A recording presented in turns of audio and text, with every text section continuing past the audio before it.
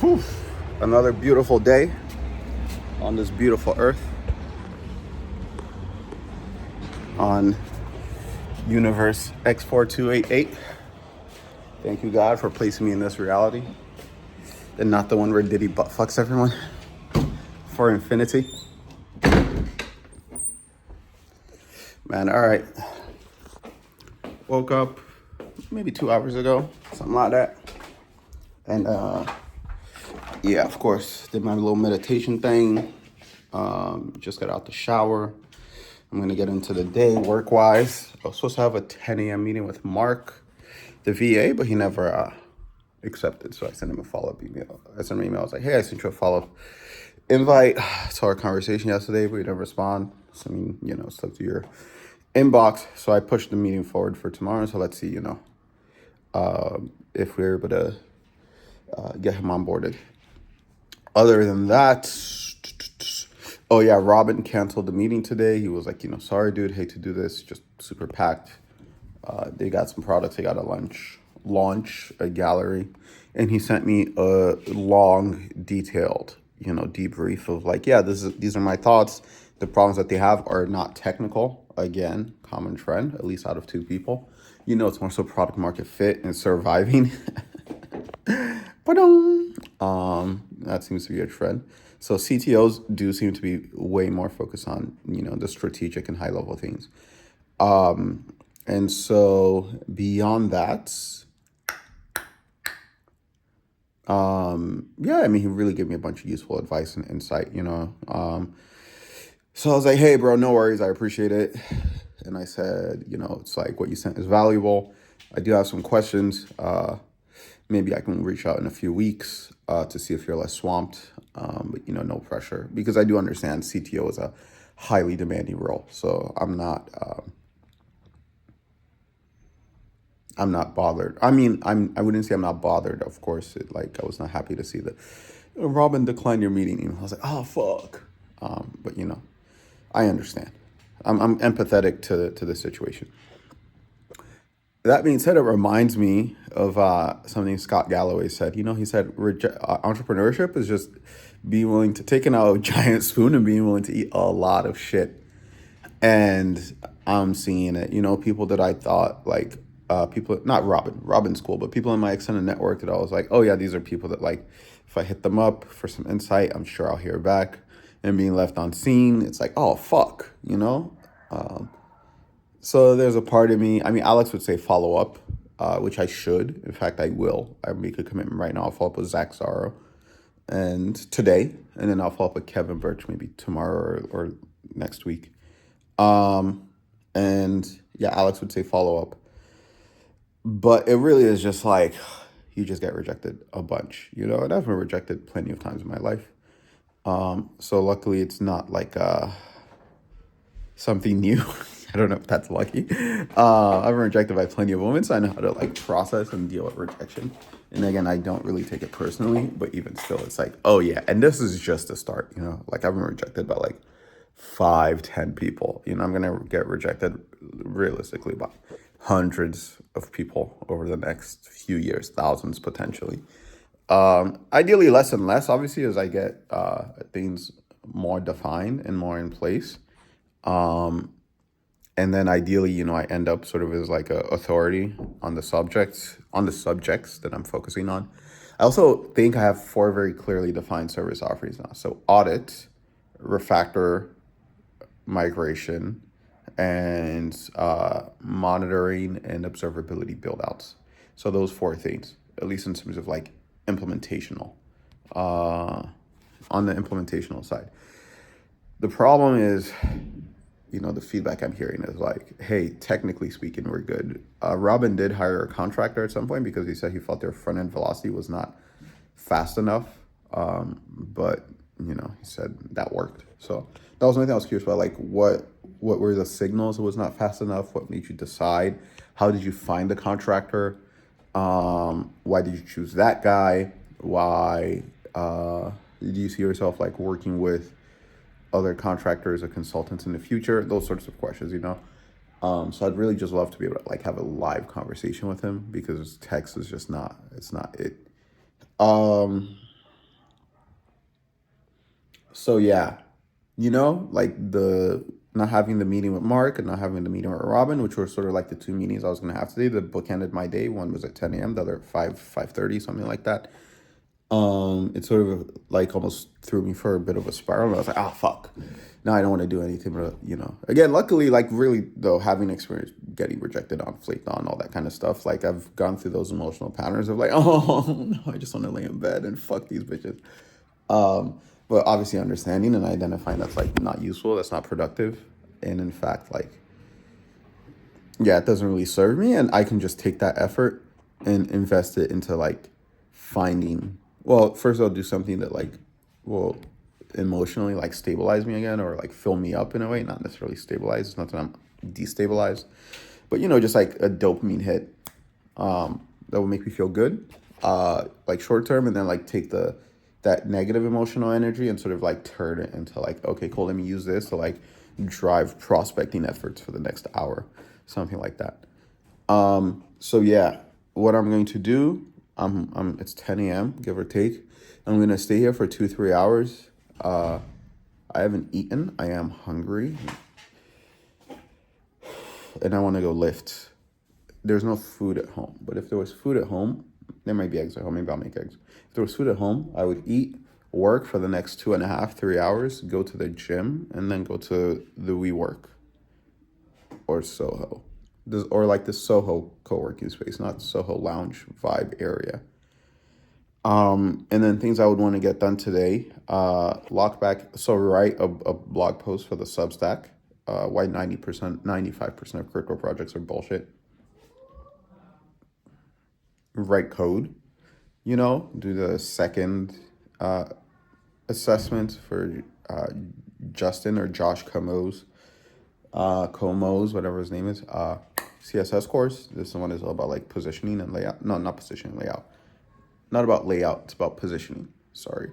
I guess they're all sort of the same, but it's about like sort of like sticky positioning, absolute positioning, relative positioning, and fixed positioning. If I remember the details of all of those, which I think I do.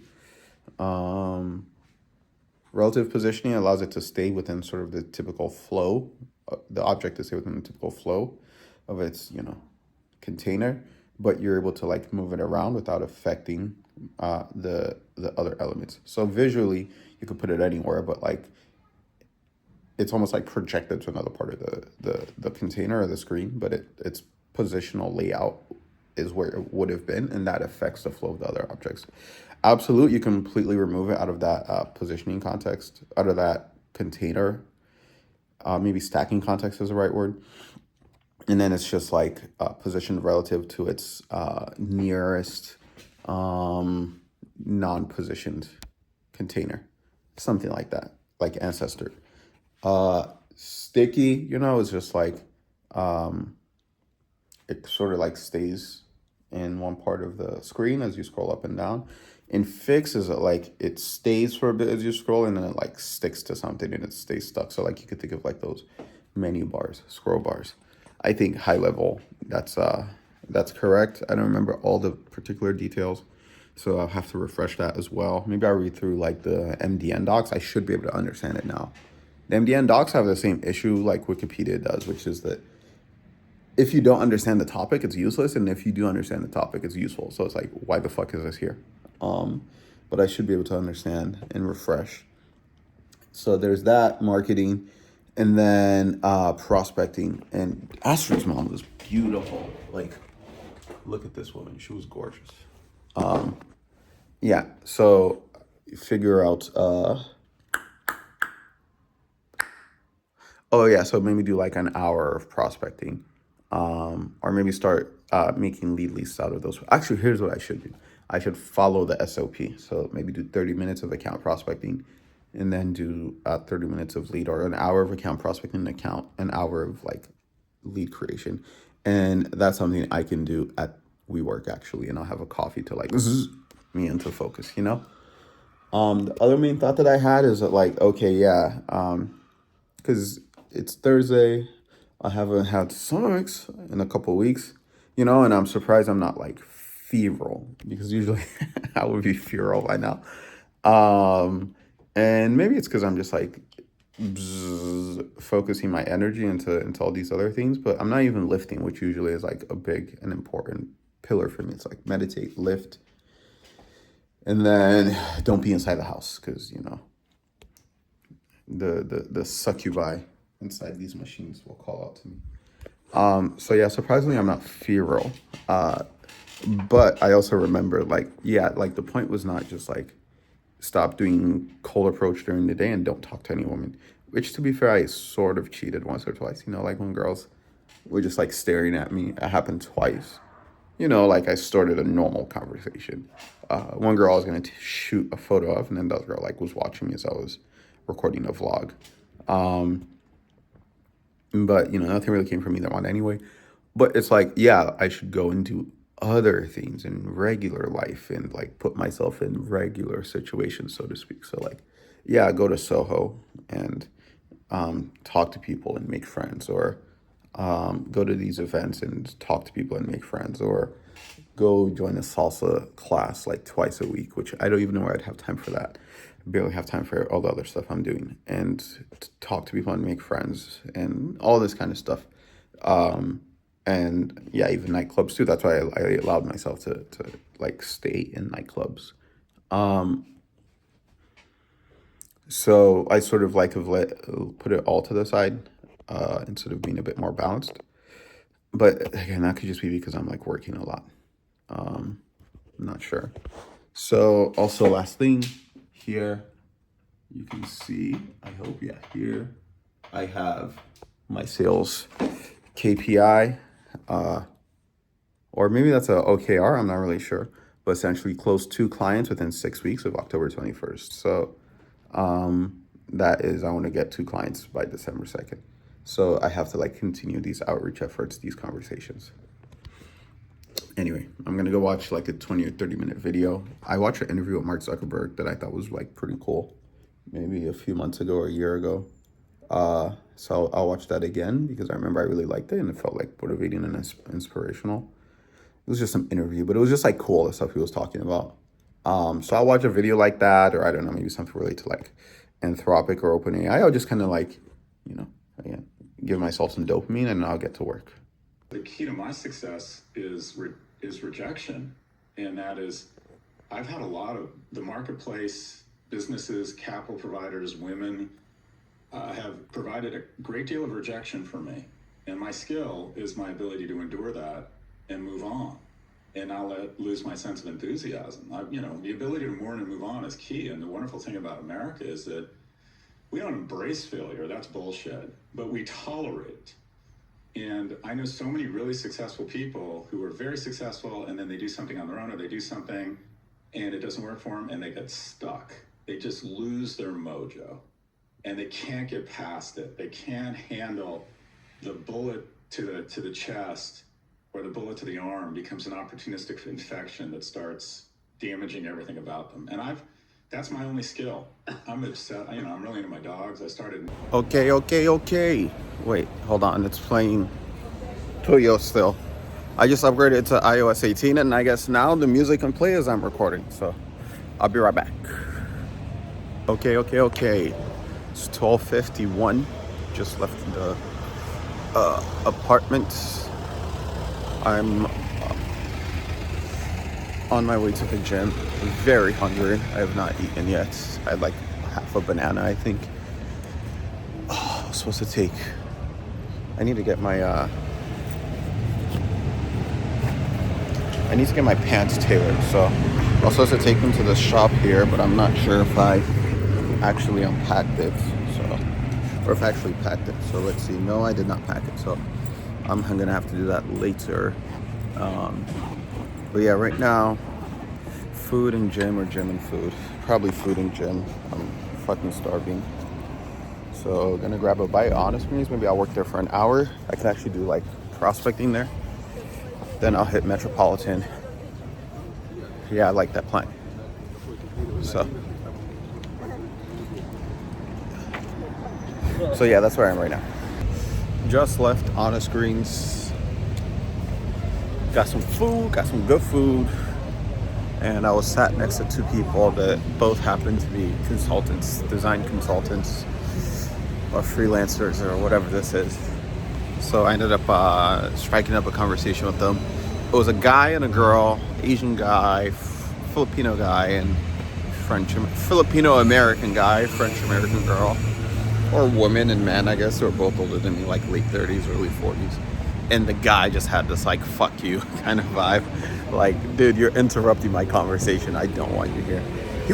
Everything he was saying was friendly. He was like, yeah, like, keep in touch. He was like, yeah, nice to meet you, keep in touch. Yeah, let's connect on LinkedIn. If you have any questions, ask me. But he just seemed like he just wanted to talk to this woman. And it was like, I don't know why this stranger is in our conversation. Also, he's on Spain on a non-lucrative visa. And has not had any problems like working for American clients. So I'm like, fuck, maybe that's what I should have done. I could have probably very easily done that and not involve myself in the fuckery that is the Spanish government, and now having to like move things around and whatever. But we'll see. At least with this, like, I can also do entrepreneurial activities in Spain. I think I should have clarified that too. We'll see. And I'll be a taxpaying resident, which means after 5 years I could get an EU residency. I think I should also qualify that. I'm just trying to justify to myself that I did not make the wrong decision. And the girl, the woman, she was very friendly, and she was very like, oh yeah, and very open. So yeah, anyway, I showed them the site. I was like, this is what I'm trying to do. And I was like, yeah, I'm trying to figure out like client acquisition. And they're like, yeah, welcome to the game. So I guess that's the game, perpetually trying to figure out client acquisition. One thing that was very interesting, the guy had even published a book by O'Reilly, So, and he's like a university professor, so, and she also, I'm guessing, is like a PhD or something, because she was talking about like doing medical anthropology research, something along those lines. So, a bunch of very legit people. After we talked for a bit, I just left into their conversation and focused on the things I wanted to get done. And those where I reached out to, this girl in front of me is distracting me. I reached out to Zach Zaro again and Kevin Birch again. It was just like a quick follow-up. Hey, now's not a good time, I understand, but it would be great to talk and hear your insights. And then did a domain migration for from Foundation Engineering to Fortuna Agency, which was actually very straightforward. I put it up for weeks. I thought it would be like a painful and very involved process, but now it's pretty straightforward. Yeah,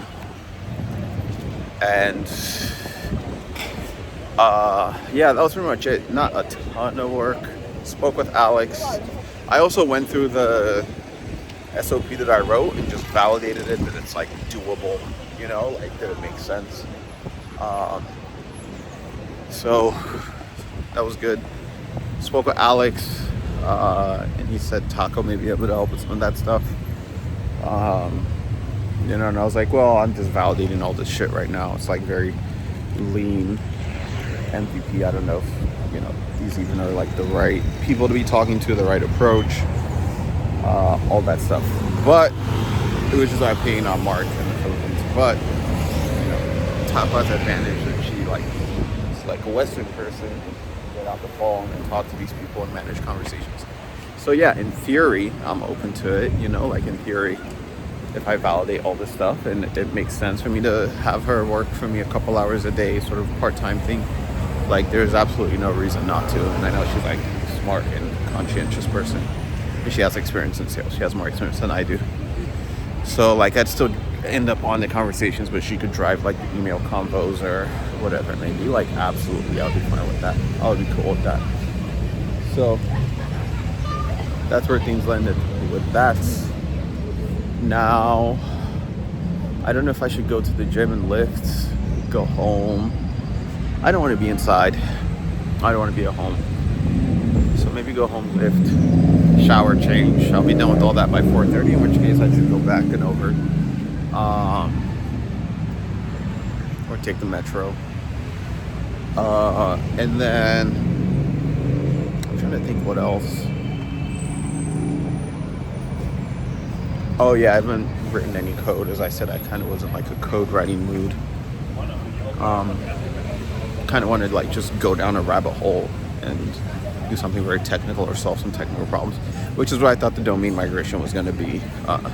And it was because the Fortuna agency domain, I bought it on GoDaddy, I guess, instead of Namecheap.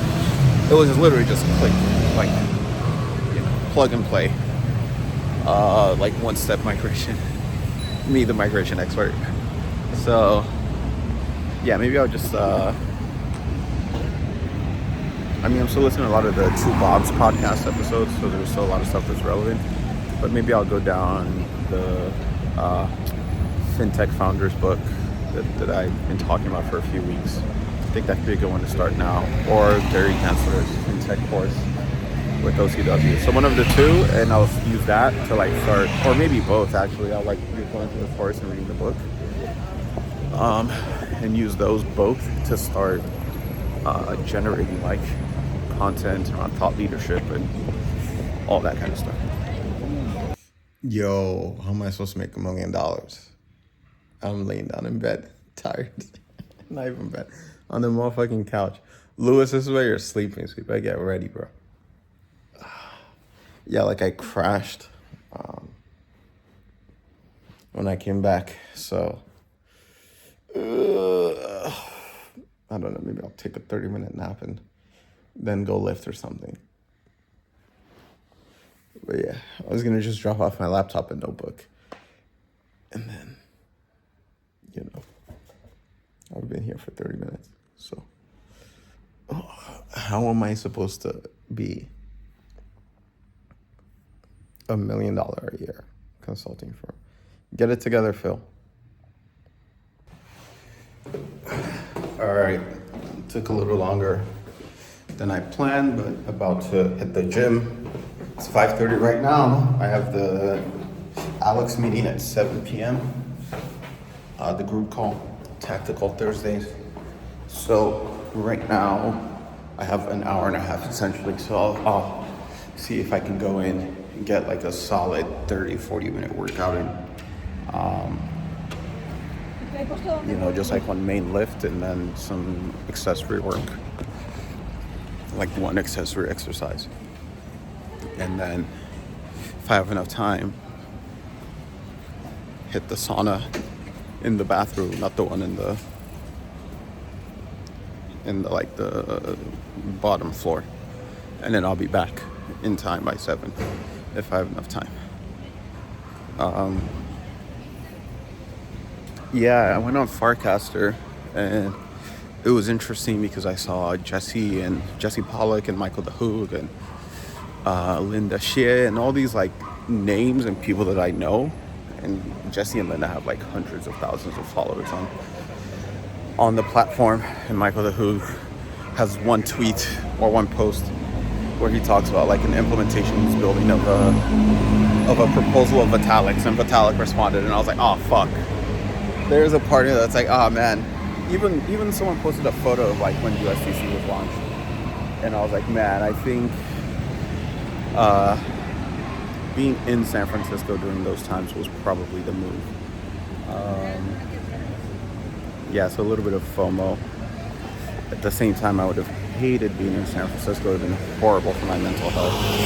And I think I can only even like seriously consider moving to San Francisco now at this stage, just because I've lived in Barcelona and being here, healed some of the internal wounds I had, I guess, or like things around feelings of like self-worth. And also it's just like a great place, so like being here, it's like, oh, okay, life can be great. It's not like the I suck. It's just I did not like New York. And I think if I would have went to San Francisco straight from New York, I would have hated it too. And I would have just been like, oh dude, life sucks.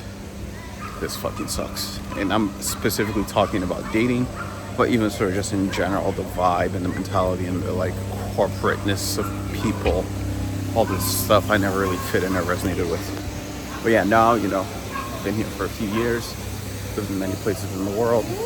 I've seen the way the other ways that people live and live that way as well. And also I know, like, I'm saying maybe I'd go, I mean, my plan right now is Barcelona for 3 years and then reevaluate, you know? And so maybe in 3 years, I'm like, things are not going great with the business. Or maybe things are going well, but I'm a bit over Barcelona. Or maybe things are going really well and I'm not over Barcelona, but I want to go back to like the heartland, so to speak. And I think now I'd be willing to do that. And especially I think, you know, I would never live in San Francisco single. But definitely I could meet someone here and go there with her. Or if I was like knew I was going to move there, maybe I'd like go back to